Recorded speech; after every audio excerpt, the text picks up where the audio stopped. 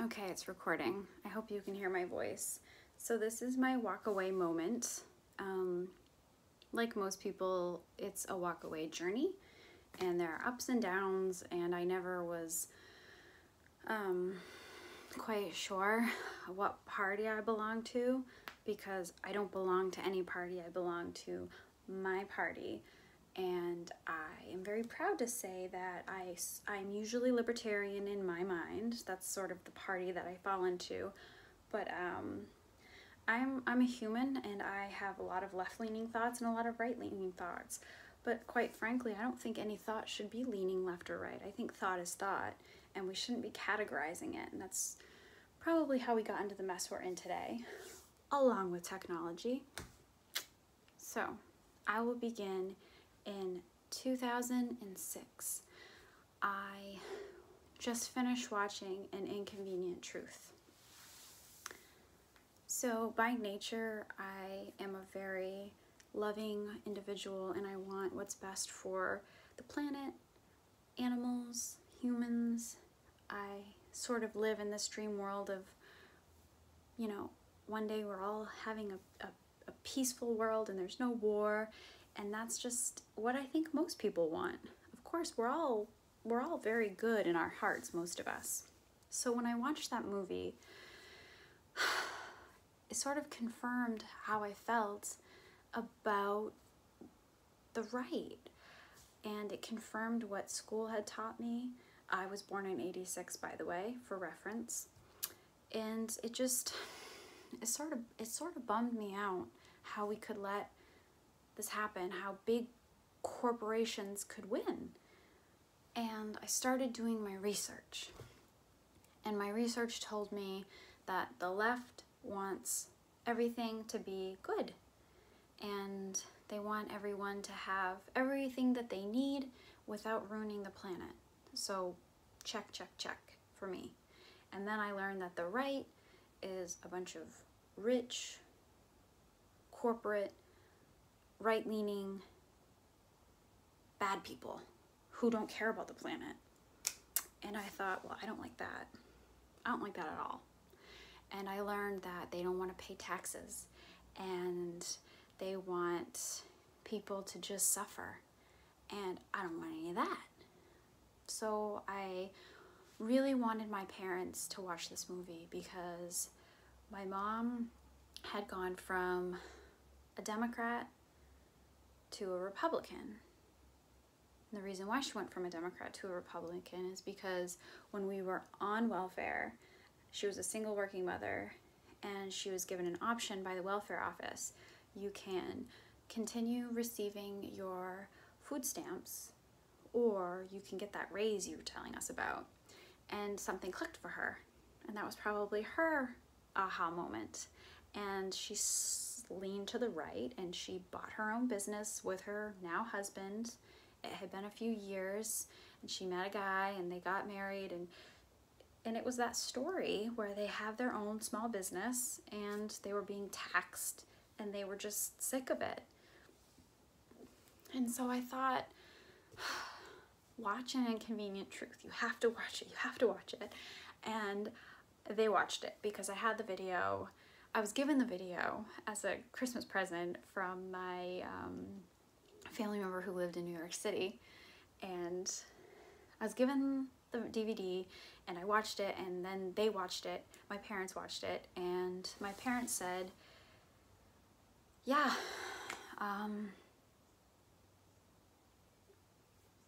they looked at me point blank and said, this is propaganda. And I thought, oh, damn it, I can't get through. What am I gonna do? And so I basically shrugged it off and said, whatever, I still love my parents, that's fine. So fast forward a few more months, and my mother was telling me about how Al Gore, you know, rides in his private jet and his big mansions, and he's, you know, a politician. And she was like, and his wife is against free speech, and they're not the people you think they are. And I thought, would you stop already? You're not going to get me to come over to your dark side. And so I thought, well, it's true, you know, Al Gore is all about like, you know, helping people and taxing the rich and, you know, lowering carbon emissions. Like, that's what he's all about. And that's a great thing. So I got online, the dreaded device. I used my computer and I got online and I looked up like, okay, let me find out for myself. So Al Gore does have a big jet that he rides in, and he does have, you know, mansions, and he, you know, does make all kinds of money. And I thought, he's a rich politician living a really good life. And he's telling me that I have to save the world. But what is he doing? He's saying that you have to buy these carbon neutral, footprint eliminating this and this and this in order to neutralize the carbon emissions you made. And something went off in my brain. Oh my gosh, something's not right here. Basically what he's saying, I'm gonna make this really clear for people who I might not be getting through. It would be like if me, someone who doesn't eat hamburger meat, it would be like if I said, I eat cheeseburgers and that's okay, I'm still a vegan because every time I eat a cheeseburger, I get $5 to PETA. Well, if you don't eat the cheeseburger in the first place, you don't have to make up for it, first of all. Second of all, you hypocrite. You hypocrite. You're getting to have your cake and eat it too. And you're not living by your own standards. And I woke up and I realized if this Al Gore guy in his movie is put up on a pedestal and he can get this far in life, we're duped. We're being duped. We're being duped. The left is a big corporation. The right is a big corporation. The only difference is that the right does not want you to take all of their money and decide where it goes, and the left wants to have all of their money and your money and decide where your money goes. That's the really one of the biggest differences. They're both corporate machines. Now you have your person in the world like me who isn't left or right. I have all kinds of different thoughts, very, very, very conflicting thoughts sometimes. But I think for myself, I can watch a video of people talking about things that I am so against. And I can watch a video of people talking about things that I am so for. And you know what? That's okay. That's okay. I don't need to convince anyone of anything. I stand by a few morals and values in my life that I won't budge on, like we shouldn't be testing on animals. Animal cruelty is wrong. Factory farming is wrong. I stand by those morals. I don't preach them, but people who know me know that I will fight for animals. I won't make you fight for animals, but I will myself. I won't tell you that you should be ashamed of yourself if you eat meat, but I'm not going to do it. So that's the difference in my life. And what I've noticed in the past 10 years is that the left is strangling people into submission and like beating them over the head saying, you have to think like us, you have to think like us. First of all, that doesn't work. Second of all, why should anyone think like you? Another thing I want to say that's more a critique to the right is that what I hear a lot is 1776, 1776, 1776. Okay, if you are so grateful for people who lived all those years ago and did all that stuff for us, then you need to do right by them and be in politics and make the changes and fight for the freedoms that you want. Just quoting people from all kinds of years ago to lift up your platform and lift up your thought, you are losing big time.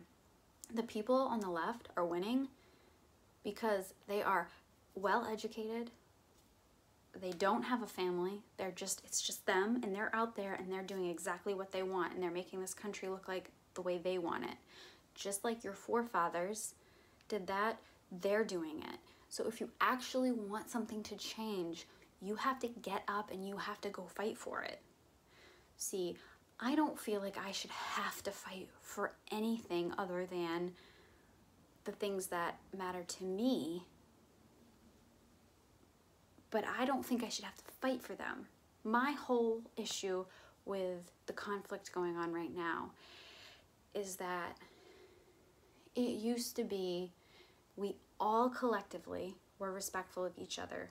No one talked about certain things, and when they did, we just talked about them, and it never turned into a huge conflict and argument. It used to be that we knew all politicians were assholes, that the right was usually rich and the left was usually more for the little guy. But we all kind of did our everyday thing. And then all of a sudden, technology came and something switched. And now we're seeing things in our face that say, we're not going to let you do that. And it really is hard for people who don't want to be part of this machine.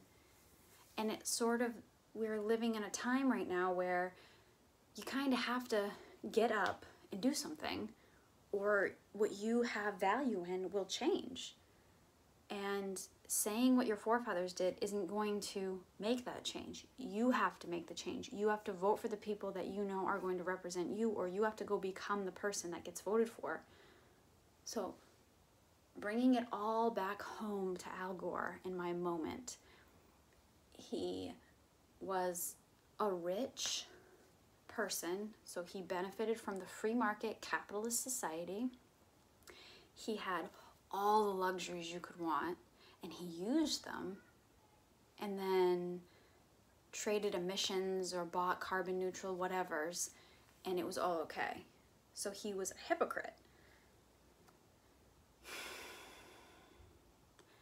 And then when you open that door and you realize they all are that way, and it's all just a game, it's a really sad feeling inside, and it can make you feel kind of hopeless. But the best thing that I can tell people to do is go outside and talk to your neighbors, go outside and garden, get off of your phone, and remember that people are really good, and people ultimately want what's best for each other. And don't just let yourself get talked into something because it looks right or it sounds right. Just because it looks right immediately, I mean, think about drugs. Drugs feel good really quickly, and then afterwards, you just need more drugs to feel that way. This, echo chamber feels really good because you're being told what you want to hear, but that doesn't mean it's good for your soul. Your soul needs to be around people who are going to uplift you and give you the strength to challenge your thoughts, and you need to feel safe and in control of yourself and know that being challenged is good for you. Challenge makes us stronger.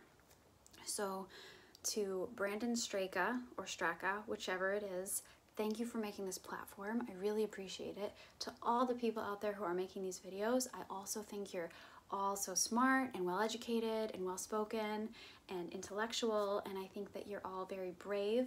And for the people on the left, you guys are great too. You guys are great too. I love everybody.